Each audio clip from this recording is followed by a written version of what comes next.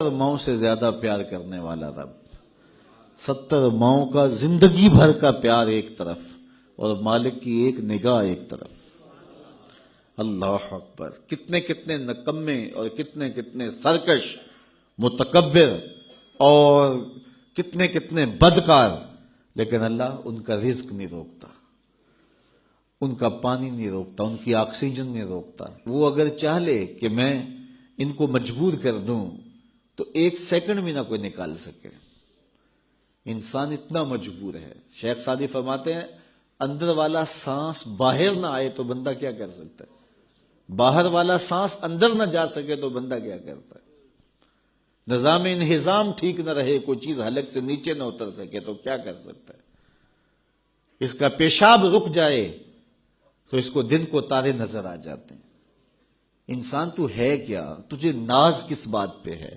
ما غرک بربک الکریم، تجھے کس چیز نے مغرور کیا ہے؟ تیرے پاس ہے کیا؟ دولت، حسن، جوانی، اقتدار، صحت، وہ چیز تو بتا کہ جس پہ تجھے ناز ہے۔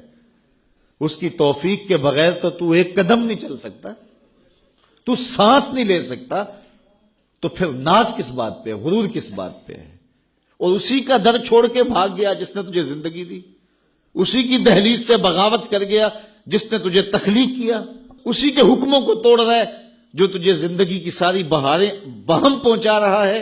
5 مرتبہ آواز آتی تھی، حی علی الصلاۃ، حی علی الفلاح، آجا نیکی کی طرف، تو نے کبھی پرواہ نہیں کی۔ لیکن صبح جب اٹھتا ہے تیرا رزق بند نہیں ہوا ہوتا، تجھے ناشتہ اسی طرح ملتا ہے، تجھے آکسیجن تازہ ملتی ہے، تجھے نعمتیں نصیب ہوتی ہیں۔ بتا کائنات میں کوئی ایسا بھی ہے جس طرح تیرا رب ہے؟ ما غرک بربک الکریم، وہ شے کون سی ہے جس نے تجھے کریم رب سے غافل کر دیا؟ تو آجا پلٹ کے۔ تو اس آیت کریمہ میں بھی اسی عنوان کو موضوع سخن بنایا گیا، یا ایھا الذین آمنوا اتقوا اللہ، اے ایمان والو اللہ سے ڈر جاؤ۔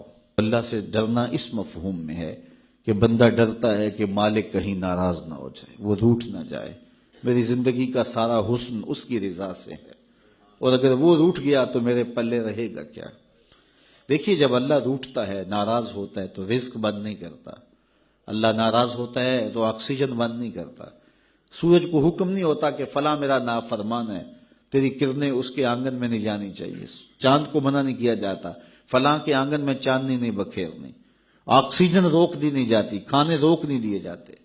جب اللہ کسی سے ناراض ہو جاتا ہے ہدایت روک دیتا ہے، اللہ کسی سے ناراض ہوتا ہے تو من اجڑ جاتا ہے، اللہ جب کسی سے ناراض ہوتا ہے تو سجدوں کی توفیق نہیں ملتی، اللہ جب کسی سے ناراض ہوتا ہے تو خشیت الہی کے جذبے چھین لیے جاتے ہیں، تو وہ یہ دولتیں لے لیتا ہے۔ بندہ سمجھتا ہے میں نماز پڑھنے نہیں جاتا، اور تو کون ہے نہ جانے والا، وہ بلاتا ہی نہیں ہے، تجھے توفیق سجدہ ہی نہیں دیتا ہے، تو کون ہے؟ تو بھاگتا ہوا جائے۔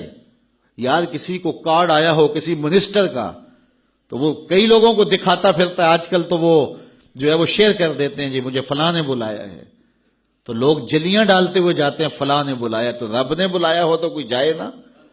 او میاں تجھے اس نے پھر بلایا ہی نہیں، تیرے سے ناراضگی ایسی ہے کہ تیرے کانوں سے آواز تو ٹکرائی ہے لیکن تیری روح تک نہیں پہنچی، اس نے روک دیا ہے راستے میں۔ اللہ فرماتا ہے کہ ہم ان کے کانوں میں پردے ڈال دیتے ہیں، ان کی آنکھوں پہ پردے ڈال دیتے ہیں، ان کے دل پہ پردے ڈال دیتے ہیں۔ تو بندہ کہتا ہے میں نہیں پڑھتا، تو کون ہے نہ پڑھنے والا؟ وہ تمہیں بلاتا نہیں، اس قابل نہیں سمجھا گیا، کیونکہ تو نے اس کے حکموں سے منہ موڑا، اس کی فرما برداری کو چھوڑا، تو پھر اس نے بھی تجھے راندہ درگاہ کر دیا، اور بھٹکتا پھر سویر سے لے کر شام تک کس کس کو سلوٹ کرتا ہے، لیکن تجھے توفیق نہیں ہوگی اس کی حضور سجدہ ریزی کی۔ اگر کوئی نماز نہیں پڑھتا، کوئی سجدہ ریزیاں نہیں کرتا، اللہ کے حضور جھکنے کی اگر کسی کو عادت تھی تو وہ مت سمجھے کہ میں نہیں کرتا۔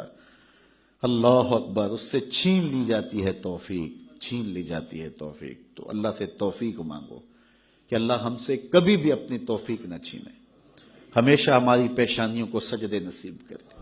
تو کہا اے ایمان والو اللہ سے ڈر جاؤ۔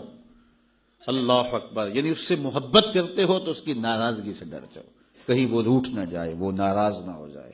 وَلْتَنْظُرْ نَفْسٌ مَا قَدَّمَتْ لِغَدٍ، ہر جان یہ دیکھے اس نے آنے والے کل کے لیے آگے کیا بھیجا۔ ماؤں سے زیادہ پیار کرنے والا رب،